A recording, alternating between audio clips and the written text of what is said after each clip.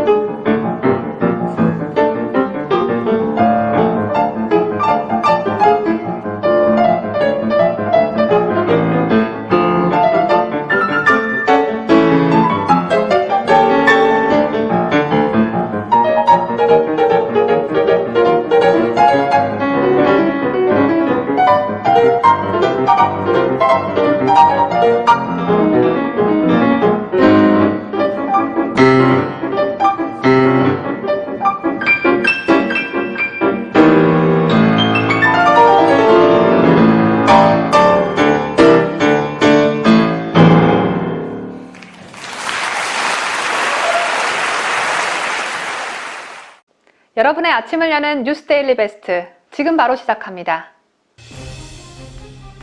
설 연휴 동안 집에만 있을 것을 강조한 문재인 정부의 국민의힘은 명절에 가족을 해체시킨 정부라고 비판했습니다. 국민의힘이 이 같은 비판을 한 이유는 무엇인지 짚어봅니다. 임종석 전 청와대 비서실장이 고향 방문을 자제해달라는 방역당국의 요청을 무시해 논란입니다. 임종석 네 집안은 막내 며느리부터 임종석의 형까지 누구 하나 빠짐없이 부모님 댁을 방문한 정황이 임종석의 SNS 글을 통해 포착됐습니다. 코로나 피해 기술서를 단 4줄 쓰고 1,400만 원의 지원금을 받은 문재인 아들에 대해 서울시사나 서울문화재단이 문제가 없다고 재차 반박했습니다. 지난해 1년 동안 매일 1,500곳의 점포가 폐업한 것으로 나타났습니다. 정부의 방역수칙을 잘 따랐지만 자영업자들에게 돌아온 건 눈물뿐이었습니다. 은행의 전문직 신용대출금리가 일반 직장인 대출금리보다 높아진 것으로 나타났습니다. 문재인 정부의 과도한 대출 규제와 개입이 금융체계를 망가뜨리고 있다는 우려가 쏟아지고 있습니다. 집권여당 인사들이 독재국가 중국 공산당을 떠받드는 듯한 인터뷰를 해 논란입니다. 도종환 더불어민주당 의원은 올해는 중한수교 29주년이 되는 해라며 한국이 마치 중국의 속국인 양 한국보다 중국을 먼저 불렀습니다. 박근혜 대통령에게 불통정치라는 프레임을 씌웠던 문재인 정권의 불통은 세계 최고 수준인 것으로 나타났습니다. 청와대가 언론에 공개한 청와대 직제표에는 청와대 주요 수석과 비서관들의 연락처가 비공개 처리되어 있었는데 이명박 정부 땐 300명 모두 공개했던 것과 대조적이라는 평가가 나옵니다. 강경화 전 외교부 장관이 장관 퇴임 전까지도 2주택자를 꾸역꾸역 유지하고 있었던 것으로 확인됐습니다. 김태규 부산지법 부장판사가 오는 17일 발간 예정인 저서를 통해 김명수 대법원장의 거짓말이 법원을 집어삼켰다고 비판했습니다. 김 부장판사는 인권 변호사를 치장해 정치적으로 성공한 분들이 인권을 살피고 있는지 의심스럽다고 꼬집기도 했습니다. 석동현 전 서울동부지검장이 여권의 검찰 궁중분해 시도에 대해 윤석열 검찰총장이 분연히 맞는 결기를 보여줘야 한다고 조언했습니다.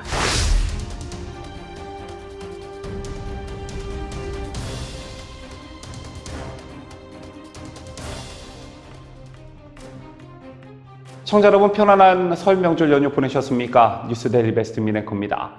설 명절하면 가장 먼저 연상되는 단어가 바로 가족이라는 단어인데 아마 가족들을 못 만나신 분들이 더 많을 줄로 압니다. 언제까지 코로나 방역을 이유로 국민의 기본권이 이처럼 무참히 짓밟혀져야 하는 건지 설 명절 연휴가 그닥 즐겁지만은 않았던 것 같습니다. 저희도 명절 전 보도해드린 바 있지만 홍준표 의원은 명절 연휴가 시작되기 전인 지난 9일 아무래도 설 밥상 민심을 막으려고 가족이라도 5인 이상 모이지 못하게 하는 것 같다며 지난 추석 때까지만 해도 그러려니 했는데 설 지나고 방역 대책을 완화한다고 발표하는 것을 보니 코로나 정치 방역이 마지막까지 온 듯하다고 일갈한 바 있습니다. 이런 홍준표 의원의 말의 속뜻은 악화된 민심이 명절 밥상에 오르내리는 것을 우려해 정부가 아예 가족끼리 모이는 것을 차단했다. 그러므로 이건 정치 방역의 일환이다라는 점을 비판한 것인데요. 실제로 국민들에게는 고향에도 내려가지 말라면서 정작 문재인 부부는 재래시장을 찾아 역풍을 맞기도 했습니다. 때문에 설 연휴가 끝나고 야당은 정치 방역 이슈를 집중적으로 부각시키고 있는 분위기입니다. 코로나 바이러스 감염증 확산을 막는다는 이유로 방역 당국이 국민의 기본권을 제한하면서도 납득할 만한 원칙을 제시하지 않고 있다는 이유에서인데요. 어떤 비판의 목소리들이 나오고 있는지 강추천 기자가 정리했습니다. 국민의힘 김은혜 대변인은 어제 논평에서 코로나19 재확산을 경고하며 믿고 따라달라는 정부의 지침에 온 가족이 모일 수도 마음 놓고 이야기할 수도 없었던 설 명절이었다며 그렇게 인내와 고통으로 설을 보낸 국민들에게 이 정부는 기준도 원칙도 없는 졸속 방역 대책으로 화답했다고 비판했습니다. 김 대변인은 부모님은 되고 형제 자매끼리는 안 된다고 한다. 그럼 부모님이 안 계신 가족은 어쩌라는 건가라며 코미디도 이런 코미디가 없다고 꼬집었습니다. 이어 만나면 과태료까지 물리겠다며 민족 최대의 명절에 가족을 해체시킨 정부라며 선택 방역, 정치 방역, 국민은 피곤하다고 주장했습니다. 같은 당 윤희석 대변인도 전날 5인 이상 집합금지는 유지하되 영업시간을 오후 10시까지로 1시간 연장 조치한 데 대해 다행이라면서도 정부 방역 대책의 기준이 무엇인지는 여전히 알 수가 없다고 했습니다. 이어 국민을 납득시킬 수 있는 명확한 근거와 설명이 없다면 정세균 국무총리가 강조한 스스로 실천하는 방역은 정부 방역 대책의 무원칙을 합리화하기 위한 수사에 지나지 않을 것이라고 말했습니다. 이 밖에 서울시장 보궐선거 국민의힘 경선 후보인 조은희 서초구청장은 지난 11일 페이스북에 니들 설만 설이냐, 우리도 엄마 아빠 보고 싶다라는 제목으로 글을 올려 화제가 됐습니다. 그는 전날 문재인과 부인 김정숙이 인천 소래포구를 방문한 걸 거론하며 수십 명의 경호원과 수행원들을 대동하고 시장을 돌 동안 수많은 시민들이 모여들었다. 코로나 바이러스가 대통령 일행은 피해가느냐고 꼬집었습니다. 그러고는 시민들에게는 이번 설 준비는 온라인 전통시장에서 하라고 권장하더니 앞뒤가 맞지 않는 행정이라고 지적했습니다. 조 구청장은 당 안팎의 서울시장 경쟁자들이 시장을 찾은 것도 함께 비판했습니다. 연휴 뒤 본격화될 재난지원금에 대한 비판도 제기되고 있습니다. 경제학 박사인 국민의힘 윤희숙 의원은 14일 페이스북에 벼랑 끝에 소상공인을 선거 전략 대상으로 삼지 말고 무이자 대출을 즉시 시작하자며 3월을 넘기지 않고 보편 선별 병행 지급을 하자는 여당 주장에 대해 아예 선거 전날인 4월 6일에 지급하지 그러냐는 맹소가 만연할 정도라고 썼습니다. 국민들은 5명 이상 모이면 안 되지만 우리는 괜찮아 식의 뻔뻔함을 보이고 있는 청와대와 여권 관계자들. 이들의 뻔뻔함은 새해 들어서도 수그라들지 않고 있어 놀라움을 자아내고 있습니다. 이제 그만 놀랄 때도 됐지만 이들의 뻔뻔함이 매번 업그레이드 되다 보니 놀라지 않을 수가 없습니다. 지난해 11월 최재성 청와대 정무수석은 국회의원 시절 자신의 지역구 조기축구회에 참석한 것으로 알려져 논란이 일었었죠. 정무수석은 야당과 소통을 담당하는 직책이지만 최재성 수석은 코로나 방역을 이유로 청와대를 찾은 야당 의원들은 만나지 않았었습니다. 지난 추석 연휴에는 이낙연 더불어민주당 대표, 김경수 경남도지사 등이 노무현 전 대통령 묘소를 참배해 논란이 된 적이 있었습니다. 당시 정부는 국립현충원을 비롯한 전국 국립묘지의 문을 다 닫아버리면서 국민들은 성묘를 하지 못하게 막았었고, 이낙연 대표는 추석 연휴가 시작되기 전 코로나 방역을 위해 고향 방문을 자제해 줄 것을 국민들에게 당부했었습니다. 국민들이 조상님들 묘소 찾아뵙는 것, 손자, 손녀가 돌아가신 할아버지, 할머니께 인사드리는 건 하찮은 일이고 노무현 참배는 방역보다도 더 중요한 꼭 해야만 했던 일이었나 봅니다. 가족 간 식사도 가급적 교대로 해달라고 당부했던 더불어민주당 소속 양승조 충남도지사는 지지자 모임과 향후회 등에 잇따라 참석했던 사실이 알려지면서 큰 비난을 받아야 했습니다.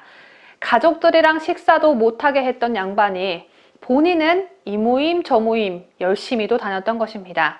이외에도 더불어민주당 소속 윤미향의 와인파티 모임도 도마 위에 올랐었고, 역시 더불어민주당 소속 황운하 또한 5인 이상 집합금지 위반 논란에 휩싸인 바 있습니다. 여기에 정점을 찍은 건 소래포구 수산물 시장에 청와대 참모진들과 경호원들까지 떼거지로 몰고 간 문재인 김정숙 부부죠.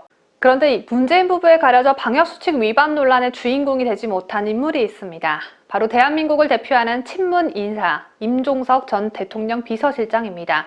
임종석이 설 연휴 방역수칙을 교묘히 피해 꼼수를 써서 가족 모임을 가졌다는 지적이 나왔습니다. 왜 이런 지적이 나오고 있는지 임종석의 페이스북을 들여다보겠습니다. 임종석은 지난 11일 설 명절 연휴에 진귀한 경험을 했다며 며칠 전부터 어머님과 며느리, 형과 동생, 아이들 사이에 전화와 문자가 빈번하다. 여느 때 같으면 가족들이 서로 시간을 맞춰 모이려고 통화를 하는데 이번에는 어떻게 하면 서로 엇갈리게 부모님을 방문할지 작전을 짰다고 썼습니다. 그러면서 임종석은 막내 며느리는 어제 저녁에, 막내 아들은 오늘 이른 아침에, 그리고 오전에는 저희 부부가 찾아뵈었다며 이런 풍경이 집집마다 벌어지지 싶어 슬며시 웃음이 났다는 글을 썼습니다. 방역당국은 설 연휴를 앞두고 고향 방문을 최대한 자제해달라고 간절히 요청했죠. 특히 직계가족이더라도 주소지가 다르면 5인 이상 모이는 것을 금지했습니다. 임종석은 결과적으로 5인 이상 모임을 어긴 것은 아니지만 가족 모임을 최대한 자제시키려 한 방역당국의 취지를 무색하게 했다는 점에서 비난을 피할 순 없게 됐습니다. 문재인 정부의 주장과 논리대로라면 임종석 엄마의 막내 며느리, 막내 아들, 임종석의 부인, 임종석의 형, 그리고 그들의 아이들 모두 임종석 엄마 집에 가지 말고 집에 가만히 있었어야 하는 게 맞는 겁니다. 니들 가족은 한 명도 빠짐없이 부모님을 찾아뵀으면서 왜 국민들에게만 앞뒤도 안 맞는 방역 수칙을 강조하는 건지 정말 화가 날 수밖에 없는 그런 소식이 아닐 수 없는데, 이쯤에서 드는 생각은 얘네들만 집에 가만히 있어주면 코로나는 빠른 시일 안에 종식되지 않을까, 이런 생각이 듭니다. 현 상황에 딱 들어맞는 찰떡 같은 생각이라고 자화자찬하면서 다음 소식으로 넘어가겠습니다. 코로나 재난지원금을 기술적으로 잘 타먹기로 유명한 문재인 아드님께서 4줄짜리 피해 내용 기술서를 제출하고 지원금 1,400만 원을 타낸 것으로 확인되면서 설 연휴 기간 내내 문재인 아드님은 욕을 참 많이 잡수셨을 것 같습니다. 이 논란은 설 연휴가 시작되기 이틀 전인 지난 9일 시작됐는데, 논란이 설 연휴 내내 이어지자 해당 지원금을 지급한 서울문화재단은 재차 문제가 없다는 입장을 밝혔습니다. 누가 봐도 문제가 있는 이 사안을 두고 서울문화재단은 무슨 근거로 문제가 없다고 하는 것인지 강추천 기자가 보도합니다. 서울문화재단은 14일 곽상도 국민의힘 의원 측이 주장하고 있는 의혹은 전혀 사실이 아니다라면서 이에 대해 일일이 대응할 가치가 없는 것으로 판단한다고 했습니다. 전날 곽상도 의원은 페이스북을 통해 지난해 4월 3일 지원 사업을 공모하면서 피해 내용 기술서가 참고용이라고 따로 공지하지 않았던 것으로 확인됐다면서 애초 사업 공고대로 사업 절차가 진행됐다면 준용 씨는 탈락했을 것이라고 주장했습니다. 앞서 문준용이와 재단 측은 피해 내용 기술서가 참고용이라고 주장한 바 있습니다. 곽상도 의원은 해당 사업 최초 공고문에는 작품당 2천만 원 이내, 시각 분야는 1,500만 원 이내, 총 150건 내외를 지원하기로 했는데 실제로는 254개 단체에 38억 6천만 원 상당을 지원했다며 심의위원회에서 지원 인원을 늘리면서 시각 분야는 46등까지 선발됐다. 애초 공고된 대로 150건 내외였다면 28등 정도까지 선발됐을 것이고, 그러면 34등 준용 씨는 탈락했을 것이라고 주장했습니다. 이에 대해 재단은 지원 인원이 늘어난 것은 당초 선정 규모의 10배수가 접수돼 더 많은 예술가들이 지원받을 수 있도록 선정 규모를 늘렸고, 지난해 4월 29일에 보도자료를 배포해 이미 밝혔다고 해명했습니다. 앞서 문재인의 자랑스런 아들 문준용이도 11일 페이스북을 통해 해당 의혹에 대해 적극 반박했습니다. 문준용은 해당 기사를 쓴 기자의 실명을 거론하며 제 피해 사실에 글자 개수가 적으니 피해도 적다라고 썼다. 이런 건 기사가 아니라 글짓기라 불러야 한다. 참으로 악의적이라며 서울문화재단 또한 이에 대해 해명 기사를 냈다. 그럼에도 일부 언론들은 거짓인 부분만을 확대 왜곡하여 유포하고 있다.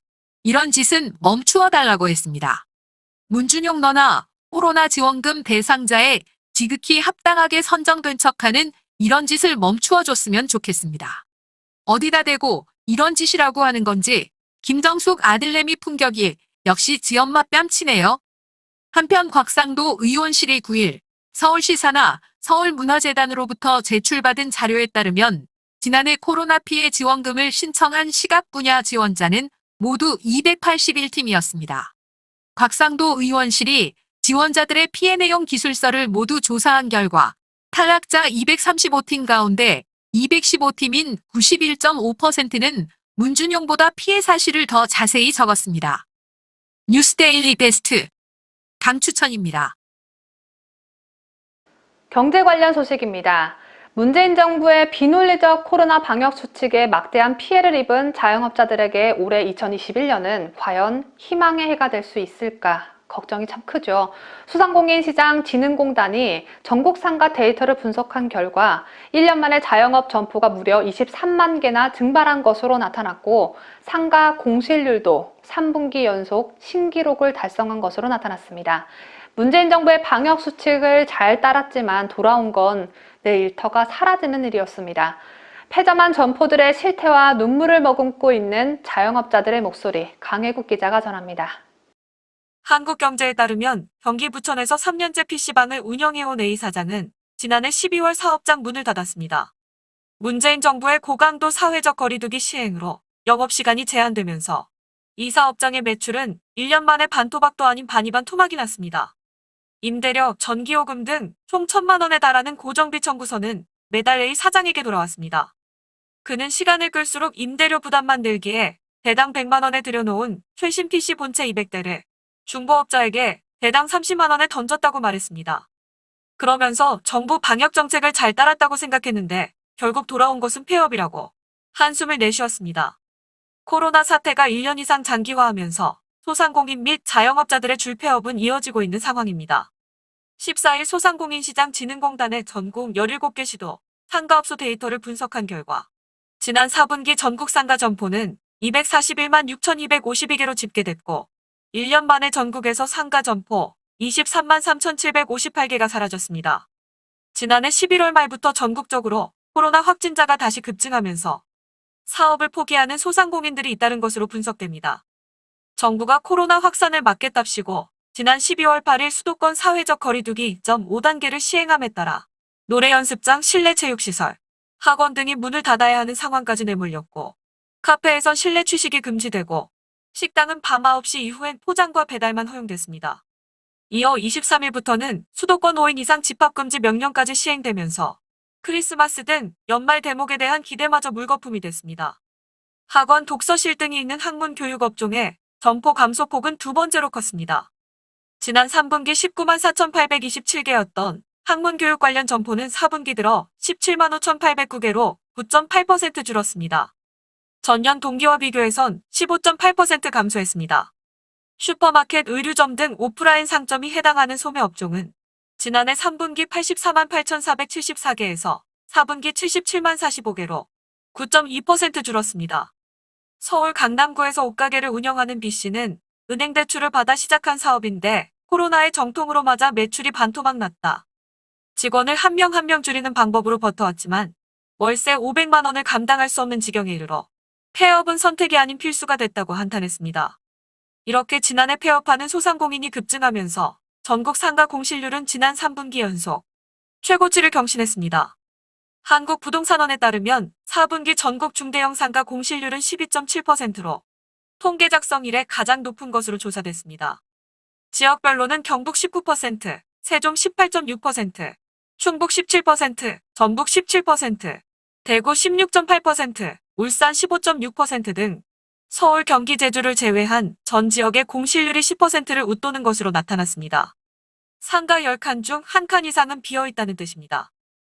상황이 이런데도 문재인 정부는 잊을만 하면 또 선거 때만 되면 돈을 뿌려대는 것 외엔 내세울 수 있는 대책이 아무것도 없는 것 같아서 참 참담한 심정입니다. 노민선 중소기업연구원 미래혁신전략연구단장은 정부의 행정명령을 따르면서 손실을 본 소상공인에 대한 보상이 필요하다며 재정 부담을 크게 늘리는 현금 지원 방식은 장기적으로 지속 가능하지 못한 점을 고려해 정부와 정치권에서 운용의 묘를 내야 할 것이라고 강조했습니다. 뉴스데일리 베스트 강혜국입니다. 민주주의와 인권을 그렇게나 부르짖던 문재인 정부 여당 인사들이 설날 연휴를 앞둔 지난 9일 공산당 독재, 소수민족 인권 탄압 등으로 악명 높은 공산 독재 국가 중국을 떠받드는 인상을 주는 영상 인터뷰에 출연해 파문이 확산되고 있습니다. 특히 국회 문화체육관광위원장을 맡고 있는 도종환 더불어민주당 의원은 중한수교 29주년이 되는 해라며 한국보다 중국을 앞세웠습니다. 일각에선 혈맹인 미국 같은 큰소리 뻥뻥 치면서 중국에 마치 속국처럼 기어들어가는 꼴이 개탄스럽다는 비판이 제기되고 있습니다. 우선 권위적 대통령 문화를 청산하겠다. 광화문 대통령 시대를 열겠다. 국민과 수시로 소통하는 대통령이 되겠다. 주요 사안은 직접 언론에 브리핑하겠다. 이날은 진정한 국민 통합이 시작되는 날로 역사에 기록될 것이다. 나라를 나라답게 만드는 대통령이 되겠다. 이 말들은 2017년 5월 10일 문재인이 대통령 취임사에서 국민들에게 약속한 것들입니다. 박근혜 정부를 불통정부라는 프레임에 가두고 그 반사적 이익을 보려는 의도가 다분해 보였는데요. 하지만 집권사기 문재인 정권을 바라보는 국민들의 시선은 차갑기만 합니다.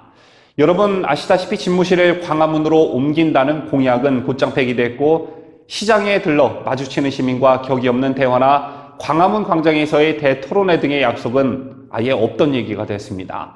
일자리 현황판 등의 직접 브리핑도 잊혀진 지 오래이죠. 이런 부정 여론을 불식시키기 위해 이미 짜여진 각본에 의한 현장 방문을 여러 차례 시도했지만 오히려 역풍을 맞기 일쑤였습니다. 지난 5일 전남도청에는 우주미남, 대통령님 사랑합니다, 문재인 보유국 등의 플랜카드가 내걸렸습니다.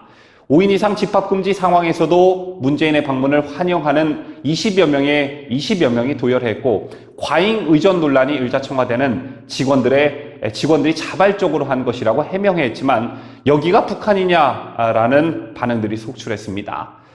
또 얼마 전 문재인이 화성동탄의 임대아파트를 방문했을 때에도 나중에 해당 아파트의 인테리어 비용으로 4,290만 원을 지출했다는 사실이 드러나 여론의 문매를 맞기도 했었죠.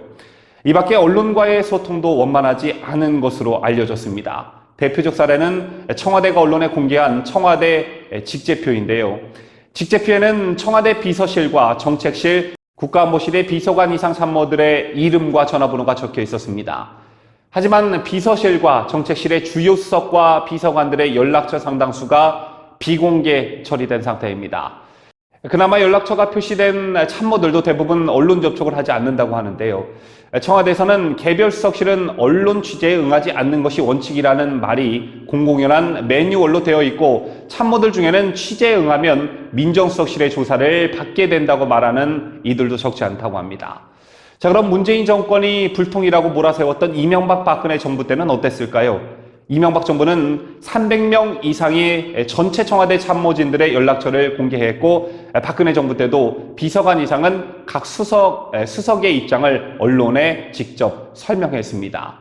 자, 반면 문재인 정부의 청와대 취재는 대변인의 공식 브리핑에만 의존하는 그런 구조입니다.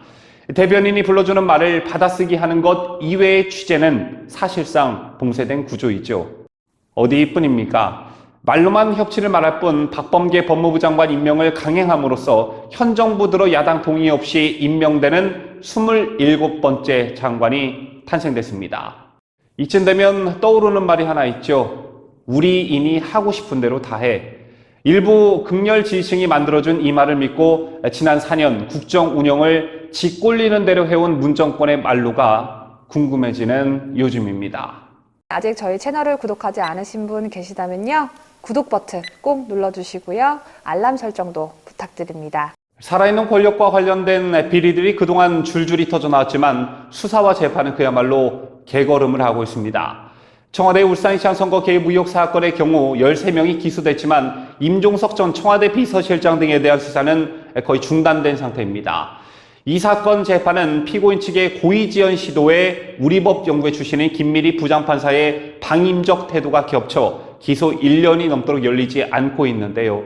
제밖에 옵티머스 라인펀드 사기 등 여권 인사들이 연루된 사건 수사도 제대로 진척이 되지 않고 있습니다. 이런 상황에서 박범계 법무부 장관이 친정권 성향의 검찰 간부들을 그대로 중용하는 인사를 강행해 추미애 시즌2라는 지적을 받는 것도 이런 흐름과 무관하지 않아 보입니다. 여기에 온갖 논란 끝에 공수처가 출범했죠. 만일 공수처가 권력 비리의 사건을 넘겨받아 적당히 뭉개버리는 일이 발생한다면 현 정권의 죄를 묻는 일은 영영 할 수 없게 될지도 모르는 일입니다.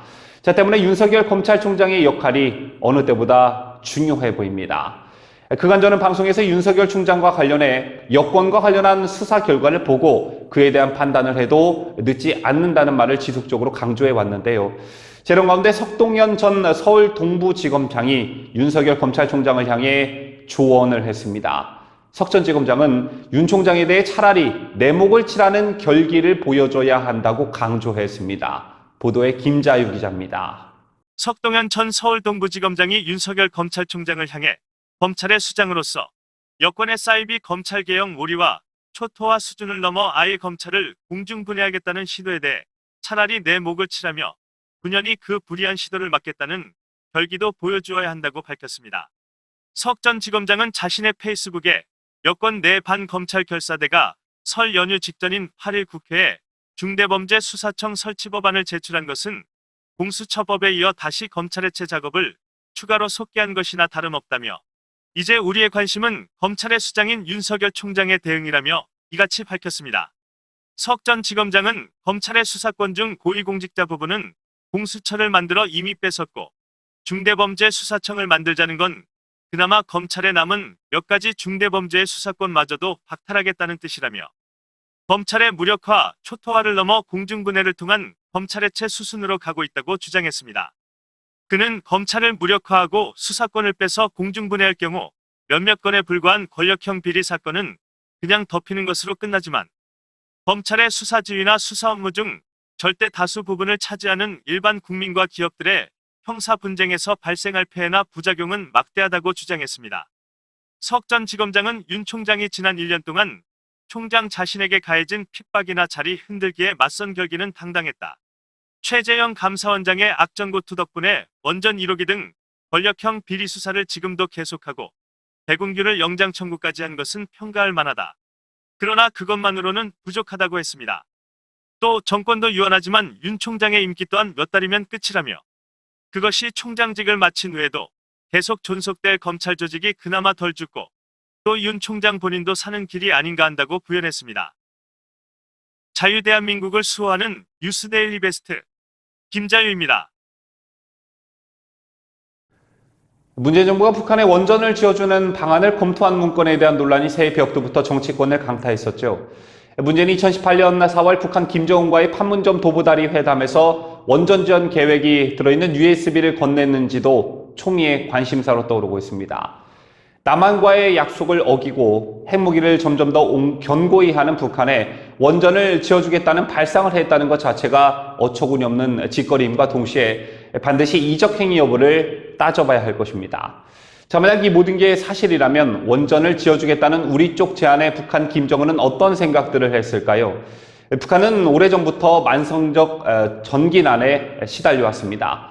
자, 그런데 이런 북한의 전력난이 조금도 나아지지 않고 오히려 예년보다 더 심각한 것으로 전해졌습니다. 현재 일반 가정집에는 하루 2시간만 전기가 공급되는 날도 많은 것으로 알려졌습니다. 보도에 강추천 기자입니다. 북한 당국이 군수공업 분야의 전력을 하루 18시간 이상 우선 공급하라고 지시한 가운데 현재 일반 가정집에는 하루 2시간만 전기가 공급되는 날도 많은 것으로 알려졌습니다. 만성적인 전력난이 최근 더 심화됐다는 전언인데요. 양강도 소식통은 북한 전문 매체 데일리 NK와의 통화에서 요즘 전기 공급 시간이 더 줄었다며 양강도는 평균적으로 하루에 6시간 정도 전기가 들어오지만 한심할 때는 2시간도 안 될 때가 있다고 말했습니다. 이런 상황은 함경북도나 함경남도 등 다른 지역도 마찬가지인 것으로 알려졌습니다. 수력발전 의존도가 높은 북한은 일반적으로 겨울철 전력 공급량이 여름철보다 적지만 올해는 예년보다 문제가 심각했다고 합니다. 미국 중앙정보국 CIA는 지난 6일 새로 개편된 CIA 월드 팩트북에서 북한 주민의 전력 접근성, 즉 총인구 중 전기를 사용할 수 있는 인구 비율이 2019년 기준으로 26%였으며 농촌 지역은 11%에 불과했다고 밝혔습니다. 도시 지역의 전력 접근성 또한 36%에 불과했습니다. 북한 전체 주민 4명 중 1명만 전기를 사용할 수 있는 상황이라는 얘기입니다. 소식통은 하루에 12시간은 들어와야 냉장고 같은 전기 제품을 사용할 수 있는데 그게 안 되니 권력 있고 돈 있는 간부집에서는 배전소 전기를 뇌물 주고 끌어다 쓰는 것이라며 지금은 전기가 들어와도 전등의 불이나 밝혀주는 용도로 사용할 뿐이라고 전했습니다. 또한 냉장고나 세탁기 등 전기 제품을 구비해 놓은 가정집이 꽤 있지만 전기가 들어오지 않아 무용지물이 되고 있는 것으로 전해졌습니다. 한편 김정은도 이례적으로 당 중앙위원회 제8기 제2차 전원회의 보고를 통해 탄광광산에서도 전기가 보장되지 않아 생산이 중지되는 애로가 존재한다며 사실상 전력난을 인정한 바 있습니다. 자유대한민국을 수호하는 유대배 강추천입니다. 역시나 이변은 없었습니다. 미국뿐 아니라 전 세계의 주목을 받았던 도널드 트럼프 전 미국 대통령의 탄핵 심판 표결에서 미국 상원이 탄핵안을 부결했습니다. 이번 탄핵 심판은 트럼프 전 대통령이 재임 중인 2019년 이른바 우크라이나 스캔들로 하원 탄핵 소추안이 통과돼 이듬해 2월 상원에서 탄핵안이 부결된 후 두 번째였습니다. 또한 퇴임한 대통령이 탄핵 재판을 받은 것은 미 헌정사상 처음 있는 일이었는데요. 트럼프 전 대통령은 탄핵안이 부결되자 미국 역사상 최대의 마녀 사냥이었다고 말했습니다. 보도에 강혜욱 기자입니다. AP통신 등 외신에 따르면 미 상원은 현지 시간 13일 탄핵안 표결에서 유죄 57표 대 무죄 43표로 트럼프 전 대통령에게 무죄를 선고했습니다. 상원 탄핵을 위해선 출석의원 3분의 2 이상이 찬성해야 했지만 이에 미달한 것입니다. 이는 민주당과 공화당이 50석씩 양분한 상태에서 공화당에서 7명이 이탈하는데 그친 결과입니다. 공화당의 리처드 버, 빌 캐시디, 수전 콜린스, 리사 머코스키, 미트 롬니, 벤 세스, 팻 투미 의원이 유죄에 투표했습니다. 미치 맥코널 공화당 상원 원내대표 등 지도부에선 이탈표가 나오지 않았습니다. 민주당의 척 슈머 원내대표는 표결 후 발언에서 무죄가 선고된 트럼프 전 대통령에게 평화적인 정권 이양을 폭력적으로 막고 국민의 뜻을 뒤집으며 불법적으로 권력을 유지하기 위해 폭도들을 고무하고 지휘하고 나가게 했다고 비판했습니다. 반면 트럼프 전 대통령은 탄핵안이 부결되자 이번 탄핵 심판에 대해 미국 역사상 최대의 마녀 사냥이었다고 소회를 밝혔습니다. 지난달 20일 퇴임한 후 탄핵 심판 과정에서 공개적인 입장 표명을 하지 않았으나 결과가 나오자 다시 공세를 펼친 모습인데요. 특히 트럼프 전 대통령은 미국을 다시 위대하게 만들자는 우리의 역사적이고 애국적이며 아름다운 운동은 이제 막 시작했을 뿐이라고 강조했습니다. 한편 민주당이 주도한 하원은 지난달 13일 탄핵 소추안을 가결했습니다. 소추안은 찬성 232표 대 반대 197표로 통과됐지만 당시 공화당에서는 10명의 이탈표가 나오는 데 그쳐 이날 상원 부결이 예고돼 왔습니다. 자유대한민국을 수호하는 뉴스데일리 베스트 강혜국입니다. 뉴스데일리 베스트는 구독자 여러분의 소중한 구독료를 운영합니다. 여러분의 자발적 구독료 참여를 기다립니다.